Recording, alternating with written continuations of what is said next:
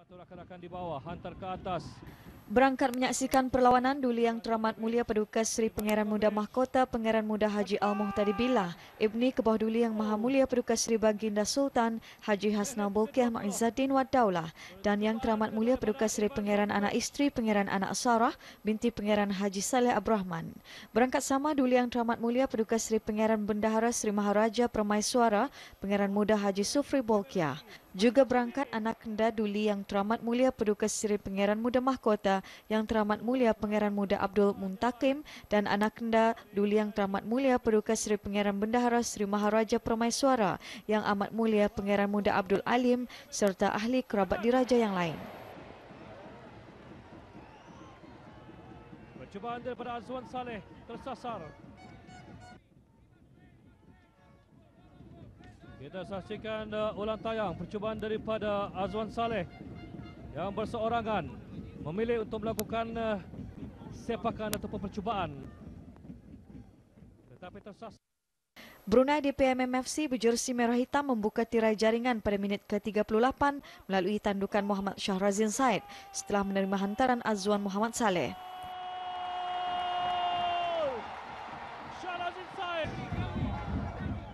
Pada minit-minit akhir separuh masa pertama, Brunei di PMMFC berjaya menggandakan jaringan apabila sepakan percuma Azwan Muhammad Saleh menerjang gawang Hougang United.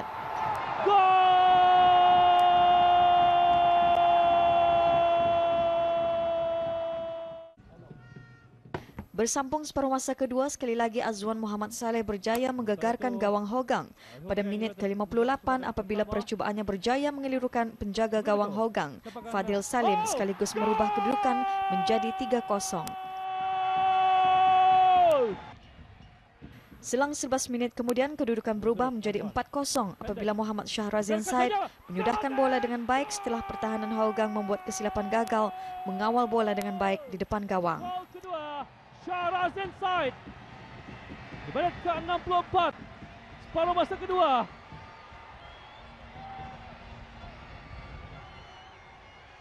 Itulah gol keempat Brunei. Pada minit ke-74, Hougang United memperolehi gol tunggal mereka melalui jaringan Mamadou Diallo. Azhar Sarudin, Jordan Webb, peluang. Gol pertama untuk Hougang United dijaringkan oleh Mamadou Diallo di minit ke-73. Brunei di PMMFC terus di depan pada minit ke-86 apabila ketua pasukan Hougang United Lau Meng Meng cuba untuk mengeluarkan bola hantaran lintang Helmi Zambin, namun Lau Meng Meng tertampan bola ke gawang sendiri. PMMFC jaringan gol sendiri oleh Lau Meng Meng.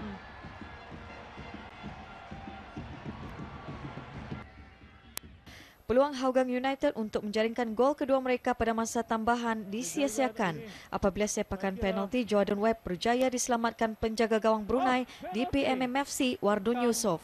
Keputusan akhir Brunei di PMMFC 5, Hougang United 1. Jordan, dapat diselamatkan. Itulah dapat diselamatkan. Masih lagi 5-1. Shahrazin Said menerima. Game, like always, very hard. Even result looking high, 5-1, but we really make a hard game, hard job, and we expect that because every coach, every team come to win here and make a big motivation for my team. So to be on the top, you must play every game like World Cup champion, and I'm very happy tonight, and I thank you for my boys and all fans to come to make me happy, because it's a very nice to be coach after this game like that, and very nice to see DPM on the top.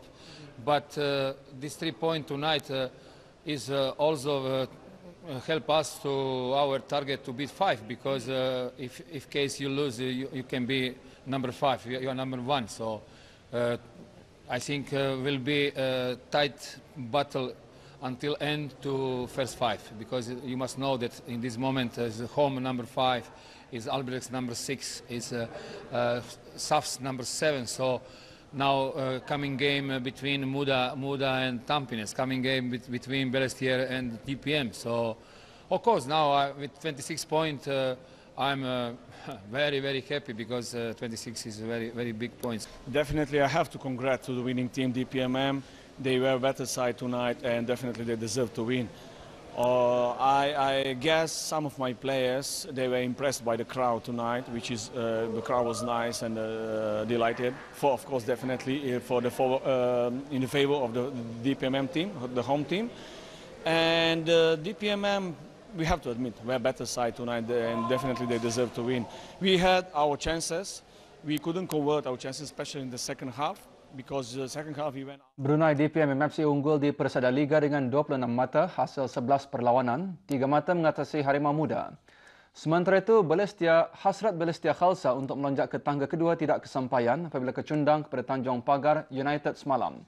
Kita saksikan keputusan perlawanan dan kedudukan Liga terkini serta jadual perlawanan Brunei DPM MFC seterusnya.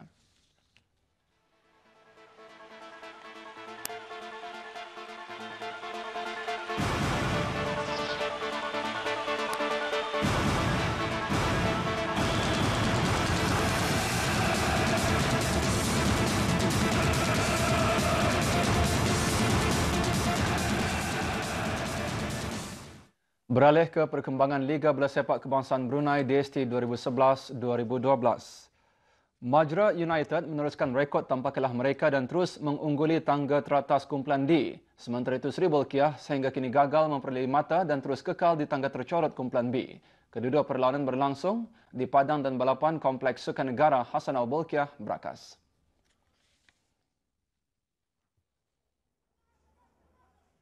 Dalam perlawanan di sebelah petang, Faizal Muhammad menjadi Wira Majra United berjersi biru kuning dengan jaringan hat-trick. Gol pertamanya dihasilkan di minit ke-8 berpunca daripada kesilapan pertahanan lawan.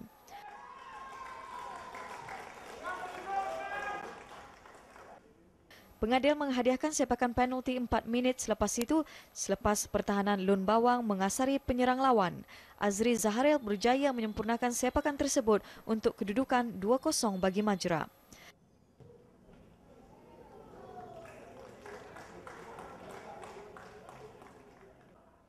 Faizal terus menjadikan kedudukan Majra selesa dengan menyempurnakan lorongan bola daripada Abang Nur Silmi, Abang Haji Taha di minit ke-34.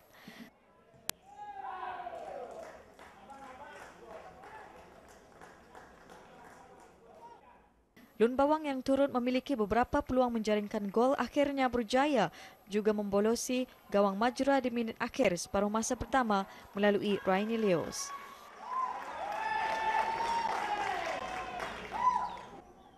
Bersambung di babak kedua, kedua-dua pasukan masing-masing berpeluang menambah jaringan. Namun banyak peluang yang terhidang gagal disempurnakan sama ada berjaya digagalkan oleh penjaga gawang maupun tersasar dari pintu gol. Bagaimanapun Majra berjaya menambah 1 gol di minit ke-85 apabila percubaan Faizal menewaskan penjaga gol lawan Pirit Anak Apo hasil serangan balas.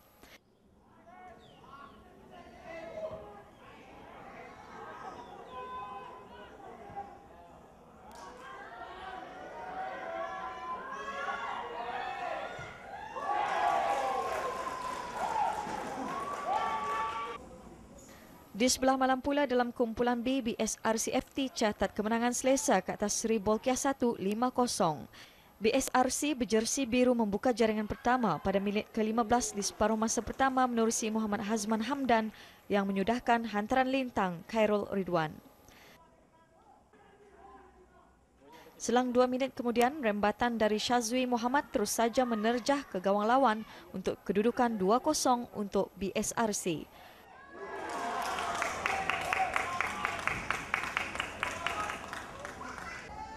Kedudukan BSRC-FT terus selesa dengan jaringan ketiga. 2 minit selepas itu, sekali lagi menerusi Syazwi Muhammad yang berpunca dari kesilapan penjaga gol Awangku Muhammad Khairul. Kedudukan 3-0 itu kekal sehingga tamat separuh masa. Bersambung di babak kedua, Sri Bolkiah mengubah rentak permainan namun jentera serangan gagal merobek benteng pertahanan lawan.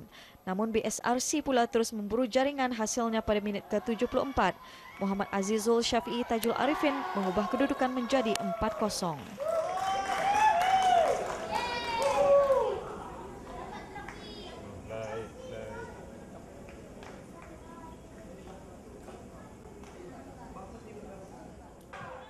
2 minit sebelum tamat perlawanan, gawang Sri Bolkiah bolos lagi. Kini menerusi rembatan Muhammad Azizul Syafi'i yang gagal didakap kemas oleh awangku Muhammad Khairul Adri. Perlawanan berkesudahan BSRC-FT pulang dengan 3 mata penuh setelah membenam Sri Bolkiah dengan 5-0.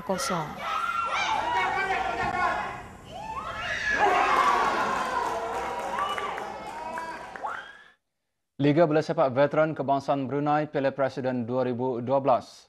Pasukan Semaun mara ke perlawanan peringkat suku akhir walaupun hanya sekadar seri 3 sama dengan pasukan menengah FC Kelmarin.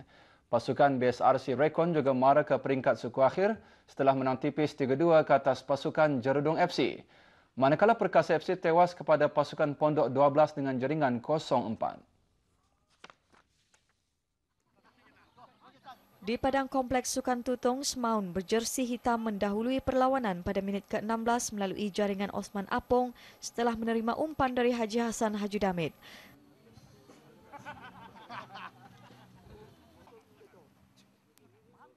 Selang 4 minit kemudian, giliran Suhaili Haji Bakar berjaya menewaskan penjaga gawang menengah sekaligus merubah kedudukan menjadi 2-0. Kedudukan 2-0 itu berubah pada minit ke-38 menjadi 2-1 apabila tendangan Haji Adam Musa berjaya menggegarkan gawang Semaun. Kedudukan itu berlarutan hingga tamat separuh masa pertama.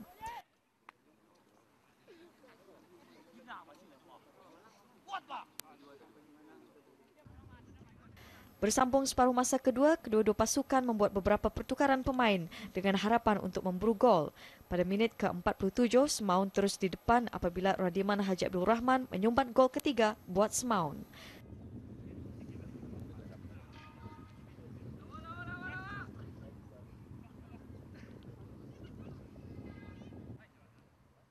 Tersentak dengan jaringan tersebut, Menengah FC merubah rentak permainan. Selang 2 minit kemudian, Menengah FC berjaya merapatkan jurang gol hasil jaringan Syahminan Haji Tuah.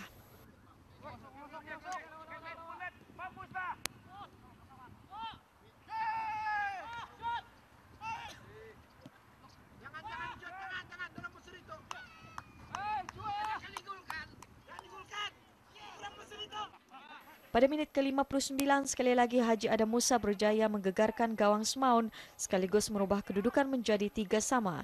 Kedudukan 3-3 itu kekal hingga ke whistle penamat. 3 perlawanan dijalankan dalam kejohanan Liga Futsal 2012 yang berlangsung di Dewan Serbaguna Kompleks Sukan Negara Hassan Al-Bolkiah, Berakas.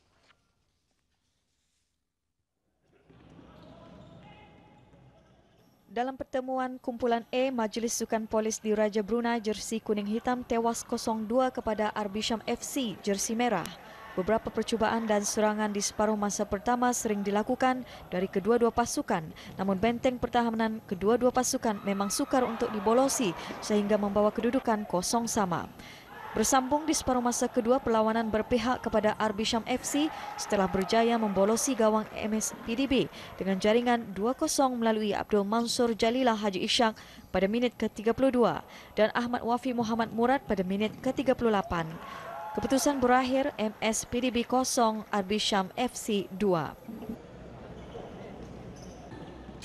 Sementara dalam kumpulan B, menyaksikan SGKFT jersey merah menang tipis 2-1 ke atas T10 United jersey hitam.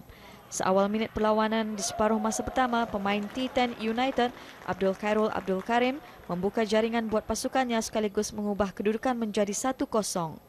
Meskipun SGKFT ketinggalan 0-1 di belakang T10 United, ianya tidak sekali-kali mematahkan semangat pasukan itu, malah bangkit membuka jaringan pada minit ke-3 dan ke-7 melalui Muhammad Amirul Alim Haji Taha dan Samyun Airat dan sekaligus mengubah kedudukan menjadi 2-1. Keputusan berakhir SGKFT 2 dan T10 United 1. Manakala satu lagi perlawanan menemukan Creativo yang menang tipis 4-3 ke atas Pegasta dalam kumpulan C. Pada separuh masa pertama, pasukan Creativo ketinggalan 1-2 kepada Pegasta. 2 gol pasukan Pegasta dijaringkan oleh Amirul Adi Haji Junaidi pada minit ke-8 dan ke-9. Sementara gol pasukan Creativo pula dijaringkan oleh Muhammad Fadil Haji Abdul Kadir pada minit ke-18. Bersambung pada separuh masa kedua, Creativo menyamakan kedudukan 2 sama hasil jaringan Mazini Maiden. Selang 2 minit kemudian Pegasta menambah lagi gol. Hasil jaringan Haji Ali Kadari, Haji Ali Ahmad. Kegembiraan Pegasta tidak bertahan lama apabila Awangko Amirul Mukmin Pangeran Haji Hamzah berjaya menyumbat 2 gol buat Kreativo. Keputusan berakhir Kreativo 4 dan Pegasta 3.